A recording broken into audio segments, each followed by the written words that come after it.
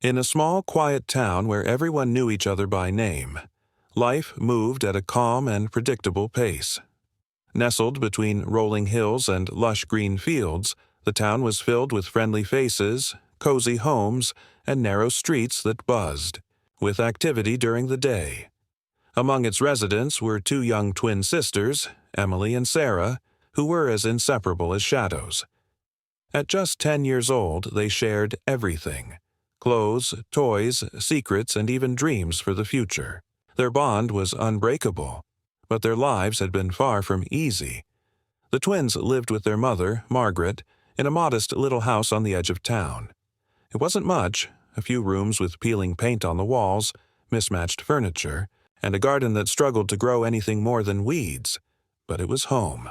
For years, their father had worked tirelessly as a carpenter, providing for the family while Margaret took care of the household.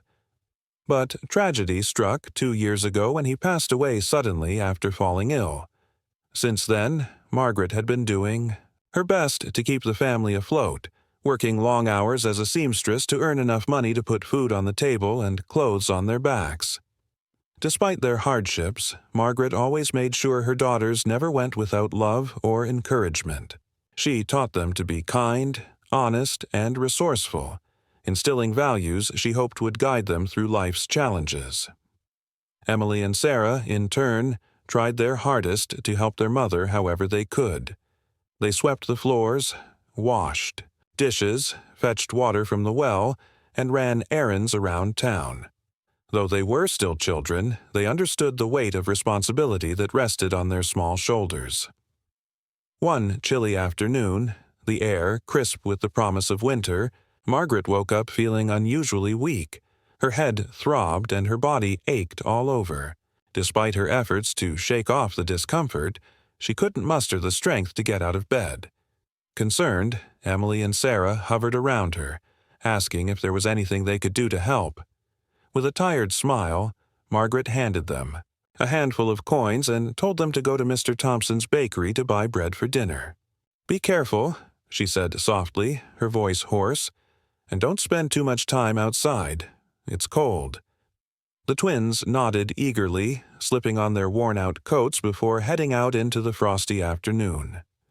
As they walked hand in hand down the cobblestone streets, their boots crunching against the thin layer of ice, they chattered excitedly about what they would do once they got back home. Maybe they'd play a game by the fire or read one of the old storybooks their father used to love. For a brief moment, their worries seemed to fade away, replaced by the simple joy of being together. When they reached Mr. Thompson's bakery, the familiar scent of freshly baked bread wafted through the air, making their stomachs rumble. Pushing open the wooden door, they stepped inside, greeted by the warmth of the cozy shop. Shelves lined the walls, displaying rows of golden loaves, sweet pastries, and savory pies. Behind the counter stood Mr. Thompson, a stout man with flour-dusted hands and a perpetually cheerful demeanor. He smiled warmly as the twins approached, his eyes twinkling behind round glasses. "How can I help you today, girls?" he asked, wiping his hands on his apron. Emily hesitated for a moment, clutching the coins tightly in her palm. Counting them quickly, she realized they didn't have nearly enough to buy even half a loaf of bread. Her heart sank, but she forced herself to speak up. We need some bread, please," she stammered, placing the coins on the counter. "But we don't have enough money right now. Could we pay you later? We promise we'll bring the rest tomorrow," Sarah chimed in earnestly, her big brown eyes pleading. "Our mom is sick, and we really need the bread tonight. Please, Mr. Thompson, we'll definitely pay you back." Mr. Thompson frowned slightly, scratching his chin as he considered their request. He had known the family for years and admired Margaret's determination to provide for her children despite their struggles. Still, running a business meant he couldn't afford to give things away for free. After a moment of deliberation, he sighed and nodded reluctantly. "All right, girls," he said gently. "I'll trust you this time. But remember, you must pay me back soon, okay?" Relieved, Emily and Sarah thanked him profusely, carefully wrapping the loaf of bread in a piece of cloth before heading toward the door. As they turned to leave, neither of them noticed the elderly man sitting quietly by the window sipping a cup of coffee. Dressed in a plain coat and scarf, he blended seamlessly into the background, observing the scene unfold with keen interest. Henry Whitmore had only recently moved to the town, seeking solitude after decades of building a vast fortune in the tech industry. Once a driven entrepreneur, he had grown weary of the fast-paced world and decided to retreat to a simpler life. Now, in his late 70s, he spent most of his days watching people come and go, finding comfort in the rhythm of everyday life. Something about the twins' interaction with Mr. Thompson caught his attention. Their sincerity, combined with the desperation in their voices, tugged at a memory buried deep within him. A memory of standing in a similar position many years ago, begging for help when he and his late sister had nowhere else to turn. As the twins left the bakery, Henry sat silently, lost in thought. The image of their hopeful faces lingered in his mind, refusing to fade. He wondered how many others in the town faced similar struggles, hidden behind closed doors. That evening, unable to shake off the feeling that he needed to do something, Henry decided to follow the twins home. Keeping a safe distance, he watched as they entered a modest house surrounded by overgrown bushes. Through the frosted window, he saw the faint glow of candlelight and the silhouette of a woman lying in bed, clearly unwell. It was then that Henry resolved to act, not out of obligation but because he saw an opportunity to make a difference. The twins' courage in asking for help reminded him of the power of compassion, a lesson he had learned the hard way. And so, unbeknownst to the family, Henry began laying the groundwork for a plan that would change their lives forever. Little did they know their simple plea for bread would set off a chain of events neither they nor Henry could have anticipated. Henry Whitmore was not a man who sought attention. In fact, he preferred to remain invisible, blending into the background like a shadow. His decision to move to the small town had been deliberate, a way to escape the relentless demands of his former life as a billionaire tech mogul. For decades, he had lived in the spotlight, making headlines for his groundbreaking innovations and ruthless business strategies. But now, in his twilight years, all he craved was peace and quiet. Or so he thought. As the days passed, Henry found himself spending more time at Mr. Thompson's bakery, sipping coffee by the window and observing the townsfolk going about their daily routines. There was something comforting about the predictability of it all. The same farmers arriving early to pick up fresh loaves, the children laughing as they bought sweets after school, and the elderly couples sharing stories over cups of tea. Yet, amidst this tapestry of ordinary lives, certain moments stood out, sparking curiosity within him. The encounter with Emily and Sarah was one such moment. The twins' desperate plea to Mr. Thompson replayed in Henry's mind long after they had left the bakery. He couldn't shake the image of their tiny hands clutching those few coins, their wide eyes filled with both hope and fear. It reminded him of his own childhood, growing up in a cramped apartment with his younger sister, Clara. Back then, money had been scarce and meals were often skipped. He remembered standing outside a grocery store once, mustering the courage to ask the owner if he could pay later for a loaf of bread. The memory stung, not because the shopkeeper had refused, but because a stranger passing by had stepped in, paying for the bread without expecting anything in return. That single act of kindness had stayed with Henry throughout his life, shaping the man he became. Now, sitting in the warmth of the bakery, Henry realized that the world still held pockets of need, quiet struggles hidden beneath smiles and polite conversations. The twins' situation wasn't unique. There were likely dozens of families in the town facing similar hardships. But something about Emily and Sarah struck a chord deep within him.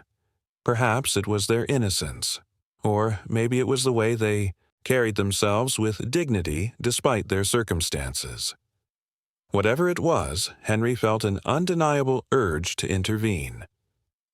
The next morning, Henry decided to investigate further. Disguising his intentions, he paid a visit to Margaret, the twins' mother. Knocking gently on the door of their modest home, He waited patiently until it creaked open. Margaret appeared, her face pale and drawn, her hair tied back in a loose bun.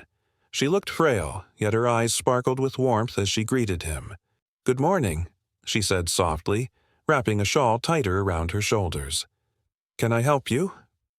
Henry introduced himself, explaining that he needed some alterations made to a few suits he had brought with him.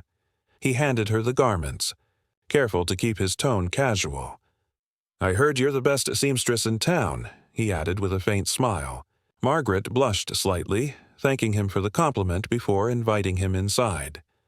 The interior of the house was humble but clean, with handmade quilts draped over worn furniture and dried herbs hanging from the ceiling. Despite the obvious signs of poverty, there was a sense of care and effort in every corner. Margaret offered him a seat near the fireplace where a kettle simmered quietly. As she busied herself preparing tea, Henry took the opportunity to observe her surroundings.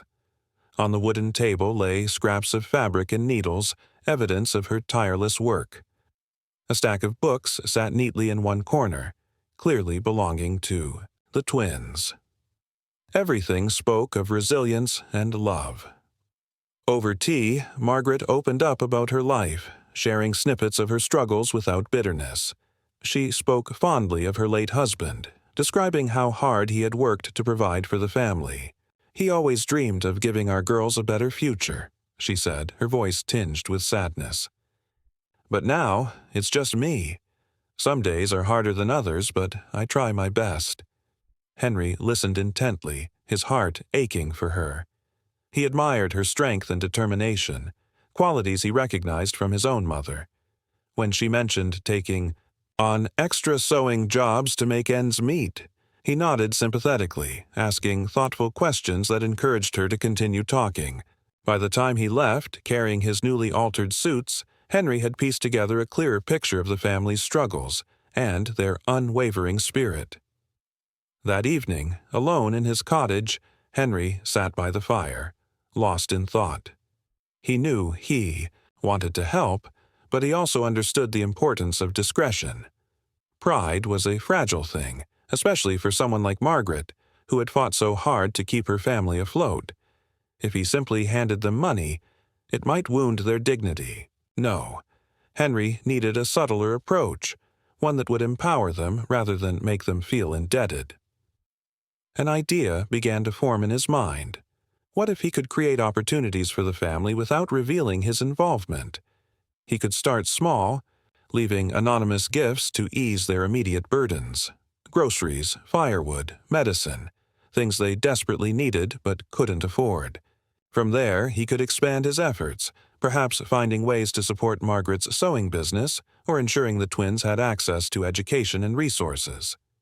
The possibilities excited him, reigniting a sense of purpose he hadn't felt in years.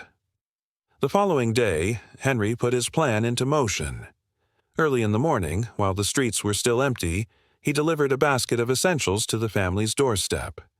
Inside were fresh vegetables, canned goods, and a jar of honey. Tucked beneath the items was a note written in neat handwriting. "For Margaret and her daughters. May this bring a little light to your days." There was no signature, only a simple drawing of a sun rising over hills. When Emily and Sarah discovered the basket later that day, their faces lit up with astonishment. They rushed to show their mother, who looked equally surprised. Who could have done this? Margaret wondered aloud, her voice trembling with gratitude. The twins speculated wildly, imagining secret admirers or guardian angels. For the first time in weeks, laughter filled their home. Unbeknownst to them, Henry watched from afar, hidden behind the curtain of a neighbor's window. Seeing their joy validated his decision. This was just the beginning, he told himself. Over the next few weeks, he continued his quiet interventions. Firewood appeared outside their door on cold nights. Medicine arrived when Margaret fell ill again. And one morning, the twins woke up to find a brand-new sewing machine waiting for their mother, complete with a handwritten instruction manual. Each gift came with the same unsigned note, accompanied by a different symbol: a tree, a bird, a star. These small gestures transformed the family's life, lifting the weight of constant worry and allowing them to focus on moving forward. Margaret's sewing business flourished as word spread about her exceptional craftsmanship. Wealthier clients from neighboring towns began commissioning elaborate dresses and tailored suits, providing her with a steady income. Meanwhile, the twins returned to school with renewed enthusiasm, excelling in their studies and dreaming big dreams for the future. Through it all, Henry remained an enigma, watching silently as the pieces of his plan fell into place.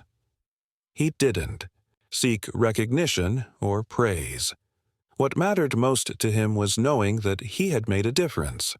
The twins' plight had awakened something dormant within him, a desire to give back to the world in meaningful ways.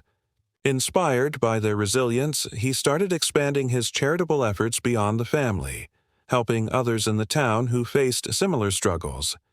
Yet, even as his actions rippled through the community, Henry never revealed his identity. To everyone, he was simply the reclusive old man who drank coffee at the bakery and kept to himself. Only the twins' story hinted at the possibility of a mysterious benefactor, a tale whispered among neighbors and passed down like folklore.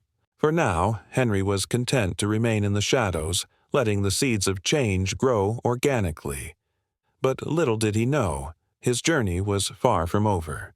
Weeks turned into months, and the small acts of kindness that Henry Whitmore had initiated began to weave a profound transformation in the lives of Margaret and her twin daughters, Emily and Sarah. What started as anonymous baskets of groceries and firewood gradually evolved into opportunities that reshaped their future.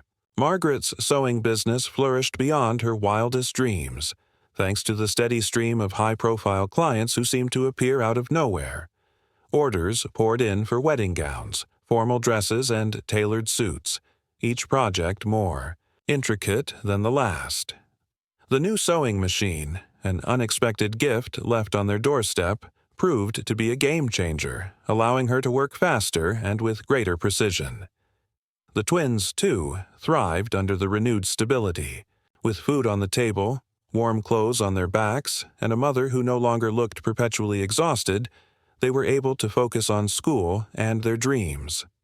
Emily, always curious about science, spent hours poring over borrowed library books, fascinated by the mysteries of biology and medicine. Sarah, on the other hand, found solace in writing, filling notebooks with stories inspired by the world around her. Their grades improved dramatically, earning them praise from teachers and classmates alike. For the first time in years, laughter echoed through their home without being overshadowed by worry or fear. Despite these changes, one question lingered in the minds of the family: who was behind the mysterious gifts? They had searched for clues tirelessly but came up empty-handed. The unsigned notes accompanying each act of generosity offered no answers, only symbols drawn with care: a rising sun, a tree, a bird, a star. To Emily and Sarah, these symbols felt like secret messages, perhaps meant to guide them toward something greater. "Maybe it's a guardian angel," Sarah suggested one evening, her eyes wide with wonder. "Or maybe it's magic," Emily replied, half joking but unable to dismiss the idea entirely. Margaret, ever practical, simply smiled and said, "Whoever it is, we owe them our gratitude." Unbeknownst to them, Henry continued to watch from afar, marveling at how resilient and resourceful the family was. Each time he saw Margaret bustling around her sewing room or the twins playing happily outside, he felt a deep sense of satisfaction. Yet he also knew that his involvement couldn't stop there. His initial plan, to provide immediate relief, had succeeded, but now he wanted to ensure their long-term well-being. After all, true change wasn't just about solving problems, it was about creating opportunities for growth. One crisp autumn morning, Henry decided to take a bold step. He approached Mr. Thompson, the kindly baker whose shop had become his unofficial refuge, with an unusual request. "I'd like to sponsor scholarships for children in this town," he explained, keeping his tone casual. Specifically, those who show promise but lack the means to pursue their education. Mr. Thompson raised an eyebrow, intrigued, but cautious. "That's quite generous of you," he said. "But why the sudden interest?" Henry shrugged, feigning nonchalance. "Let's just say I've seen firsthand how much talent exists in this town, and how easily it can go unnoticed.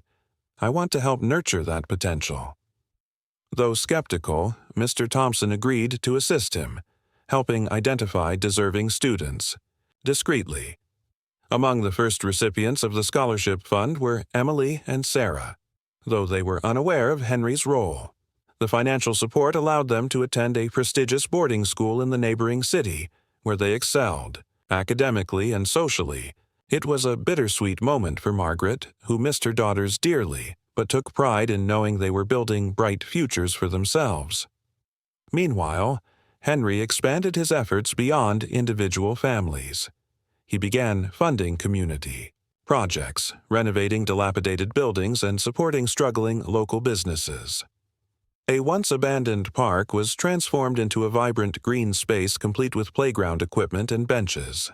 The town library received a much-needed upgrade, including a computer lab and shelves stocked with new books.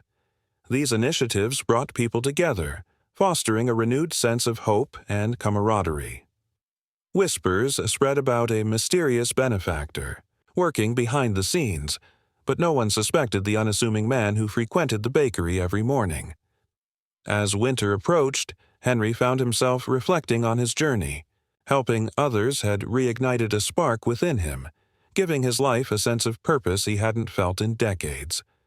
The twins' courage and honesty had reminded him of the power of compassion, inspiring him to pay it forward in ways he never imagined. But even as he reveled in the positive impact of his actions, he remained committed to staying anonymous. Recognition wasn't important to him. What mattered was making a difference. One snowy afternoon, Emily and Sarah returned to their hometown. For the holidays. Now teenagers, they had grown into confident young women brimming with ambition. Emily dreamed of becoming a doctor, while Sarah aspired to be a journalist. They arrived bearing gifts for their mother, eager to share stories of their adventures at school. As they walked through the familiar streets, they noticed subtle improvements everywhere. The refurbished park where they used to play, the newly painted storefronts, the cheerful murals adorning the walls. "It's like the whole town has changed," Sarah remarked, her breath visible in the cold air. Their conversation eventually turned to the mystery of their benefactor. Over hot cocoa in the cozy kitchen, they speculated about who might have orchestrated such kindness. "Whoever it is, they've done so much for everyone," Emily said thoughtfully. "Not just us, but the whole town." Margaret nodded, her expression softening. "Yes, and whoever they are, they've taught us something important, that even when times are tough, there's always hope, and sometimes help comes from the most unexpected places." Little did they know, Henry was, sitting just a few streets away, sipping coffee by the window of the bakery. He watched as the twins laughed and played in the snow, their faces glowing with happiness. For a brief moment, he allowed himself to imagine what it might feel like to reveal his identity, to see the look of gratitude in their eyes. But he quickly dismissed the thought. Anonymity was part of the magic. It ensured that the focus remained on the acts of kindness themselves, not the person behind them. Instead, Henry resolved to continue his mission, expanding his reach to neighboring towns and communities. He established a foundation dedicated to uplifting families in need, funding educational programs, healthcare initiatives, and entrepreneurship grants. Though he operated quietly, his influence grew steadily, touching countless lives in ways both big and small. People began referring to him as the Angel of the Town, though no one knew his true name. For Emily, Sarah, and their mother, life continued to improve in leaps and bounds.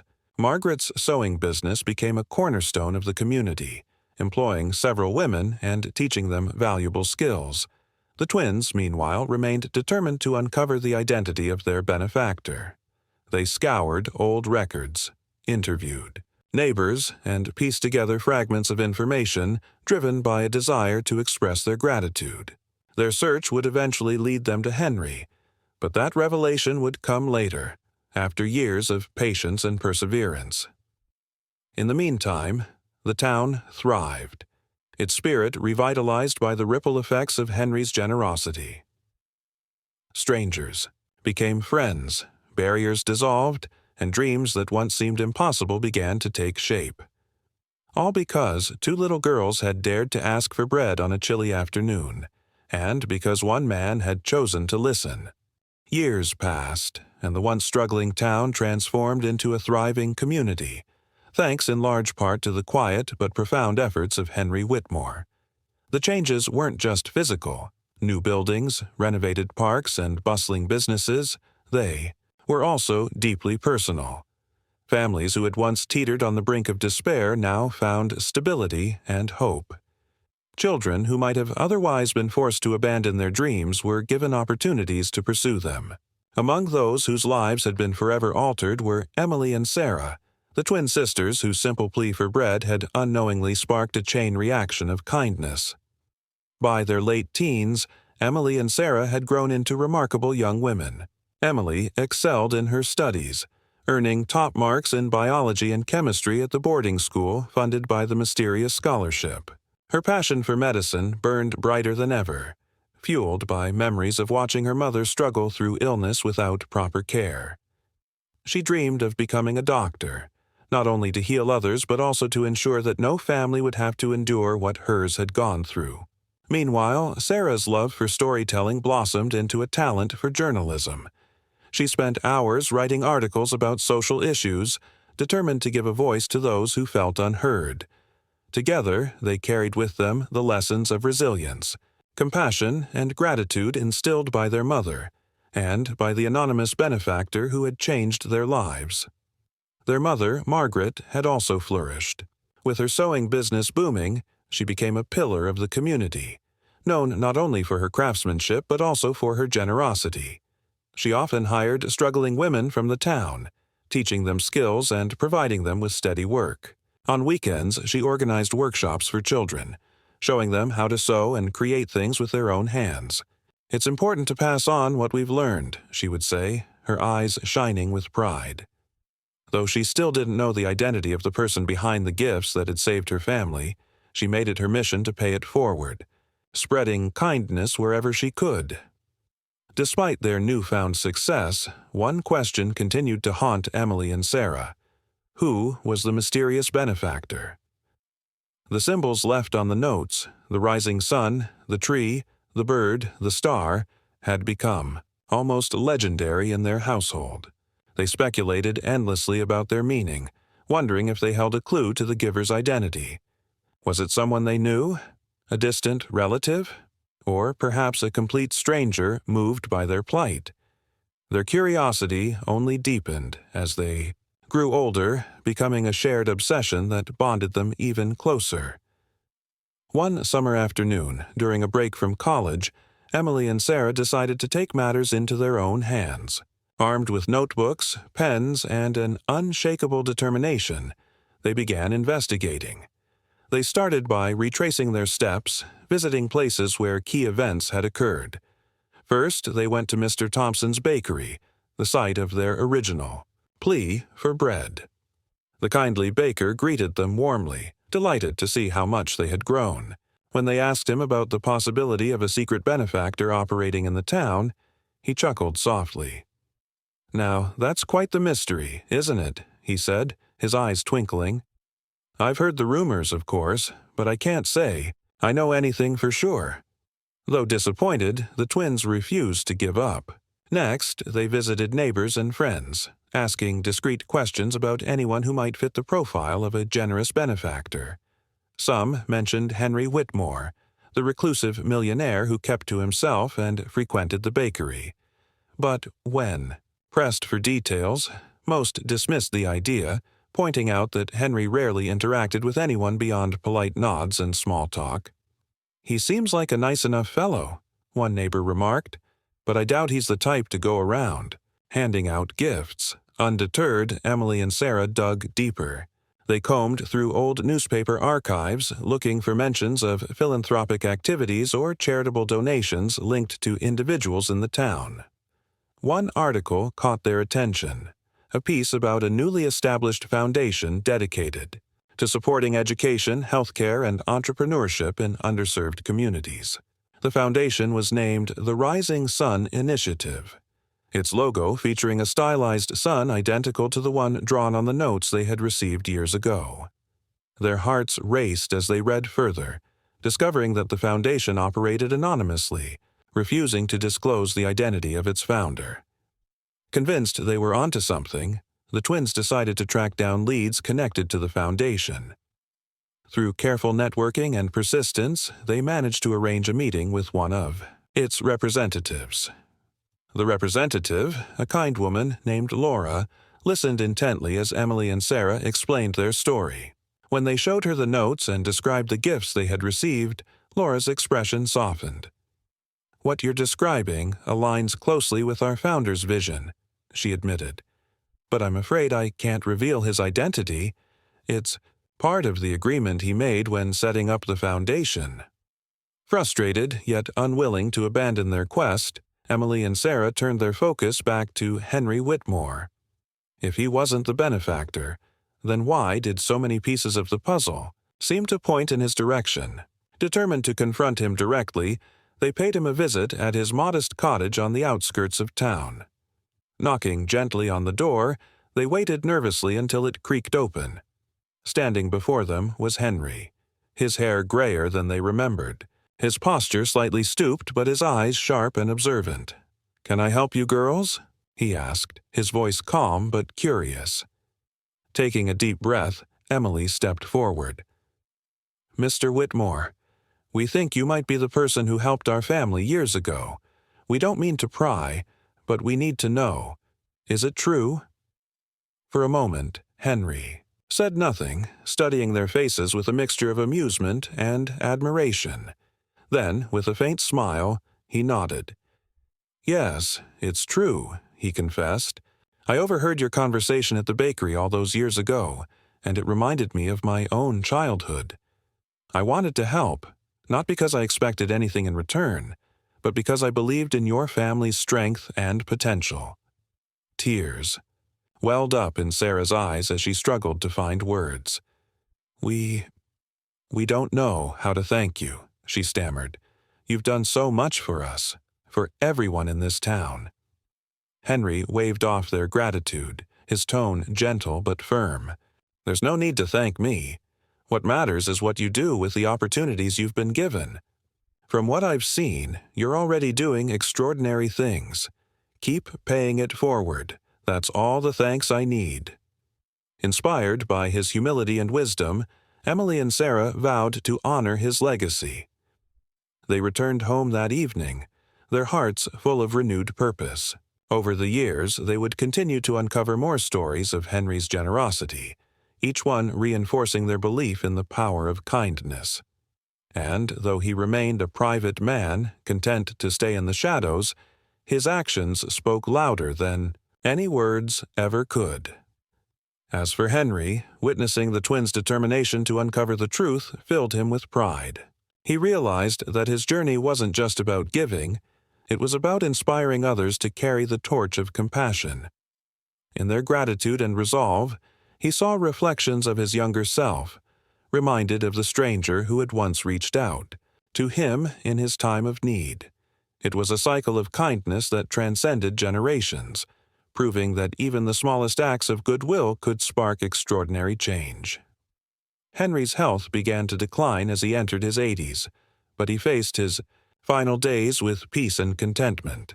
Knowing that his life's work would live on through the countless lives he had touched brought him immense satisfaction. For Emily, Sarah, and the entire town, his memory became a beacon of hope, a reminder that even in the darkest moments, there is always light waiting to rise again. Years passed, and the legacy of Henry Whitmore continued to ripple through the town, touching lives in ways both visible and unseen. Emily and Sarah, now accomplished adults, carried with them the profound impact of his kindness. Emily had fulfilled her dream of becoming a doctor, dedicating her career to serving underserved communities. Her practice became a sanctuary for those who couldn't afford medical care, offering free clinics and health education programs. Sarah, true to her passion for storytelling, had risen to prominence as an investigative journalist. Her articles shed light on social injustices, amplifying voices that might otherwise have gone unheard. Together, they were living embodiments of the values Henry had quietly instilled in them: compassion, resilience, and a commitment to making the world a better place. Margaret, their mother, remained a cornerstone of the community. Her sewing business thriving as she trained new generations of seamstresses. She often spoke of how far they had come, sharing stories of struggle and triumph with anyone who would listen. "We didn't get here alone," she would say, her voice filled with emotion. "Someone believed in us when we needed it most, and because of that, we've learned to believe in others."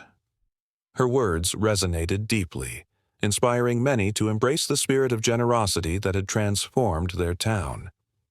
Despite their success, one thing lingered in Emily and Sarah's hearts: the desire to honor Henry's memory. They knew he had wished to remain anonymous, but they also understood the importance of recognizing acts of kindness. It wasn't about glorifying him, it was about ensuring that his story inspired future generations. With this in mind, they embarked on a mission to uncover more about his life before he moved to their town. Their search led them to old acquaintances, dusty archives, and forgotten documents, piecing together a portrait of a man who had lived quietly yet profoundly. What they discovered astonished them. Before retiring to the small town, Henry Whitmore had been a titan in the tech industry, revolutionizing communication technologies and amassing a fortune beyond imagination. Yet, despite his wealth, he had always felt a void, a sense of disconnection from the human element of his work. The relentless pursuit of profit had left little room for personal relationships or meaningful connections. His sister Clara, the only family he had left, had passed away years earlier, leaving him adrift in a sea of loneliness. It was during this time of reflection that he decided to retreat from the fast-paced world, seeking solace in simplicity. The twins learned that Henry's decision to help their family hadn't been random. It was rooted in a deep-seated need to reconnect with humanity. Their plea for bread at the bakery had awakened something dormant within him, reigniting a belief in the power of compassion. As they delved further into his past, they found letters and journal entries detailing his thoughts during those early days in the town. In one entry, he wrote, "For the first time in years, I feel alive. These people remind me of what truly matters. Not money or fame, but kindness and connection. If I can ease their burdens, even just a little, then perhaps my life will have meant something." Moved by these revelations, Emily and Sarah resolved to preserve Henry's legacy in a way that aligned with his wishes. They approached the leaders of the Rising Sun Initiative, the foundation he had established, with a proposal to create a museum dedicated to celebrating unsung heroes, ordinary people whose extraordinary acts of kindness had changed lives. The museum would feature interactive exhibits, storytelling sessions, and workshops designed to inspire visitors to take action in their own communities. At its heart would be a tribute to Henry, not as a wealthy benefactor, but as a humble man who chose to make a difference. The idea quickly gained traction, drawing support from across the town and beyond. Donations poured in, and volunteers rallied to bring the vision to life. When the museum finally opened its doors, it became a beacon of hope and inspiration. Families visited to learn about the transformative power of kindness, while schools organized field trips to teach children the importance of empathy and giving back. One exhibit, titled "A Loaf of Bread and a World Changed," told the story of Emily, Sarah, and their encounter with Henry. Visitors stood mesmerized as they listened to recordings of the twins recounting their journey, their voices trembling with gratitude. Henry himself did not live to see the museum completed. A few months after revealing his identity to the twins, he passed away peacefully in his sleep, surrounded by memories of a life well lived. In his final days, he expressed no regrets, only joy at having found purpose in helping others. "I may not have saved the world," he once told Emily and Sarah, "but if I made even one person's life a little brighter, then it was worth it." In his will, Henry left behind instructions for the continuation of the Rising Sun Initiative. He entrusted its leadership to Emily and Sarah, believing they would carry forward his vision with integrity and passion. Under their guidance, the Foundation expanded its reach, funding projects that addressed hunger, poverty, and inequality on a global scale. They also established scholarships in Henry's name, ensuring that countless young minds would have the opportunity to pursue their dreams. As the years went by, the twins often reflected on the incredible chain of events set into motion by a single act of courage, their decision to ask for bread. That moment had not only changed their lives, but had also sparked a movement that transcended borders and generations. They realized that kindness was like a seed. Planted in fertile soil, it could grow into something vast and enduring.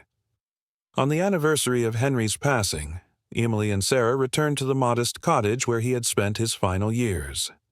Standing in the quiet garden, they placed flowers at the base of a newly erected plaque bearing his name. Beneath it was engraved a simple message: "Here lies a man who taught us that even the smallest acts of kindness can change the world." As they stood there, hand in hand, they felt a profound sense of peace. Though Henry was gone, his spirit lived on, in the laughter of children playing in the renovated park, in the smiles of families reunited through scholarships, and in the countless lives touched by his generosity. His story served as a timeless reminder that true wealth wasn't measured in dollars or possessions, but in the ability to uplift others. And so, the tale of the twin girls and the millionaire became legend, a testament to the boundless potential of compassion. It was a story told and retold, passed down through generations as proof that even in the darkest moments, a single ray of kindness could illuminate the path forward. For Emily and Sarah, it was more than a story. It was a call to action, a promise to keep the cycle of goodwill alive. And as long as there were people willing to listen, to give, and to believe, Henry's legacy would continue to shine, like a rising sun breaking through the clouds.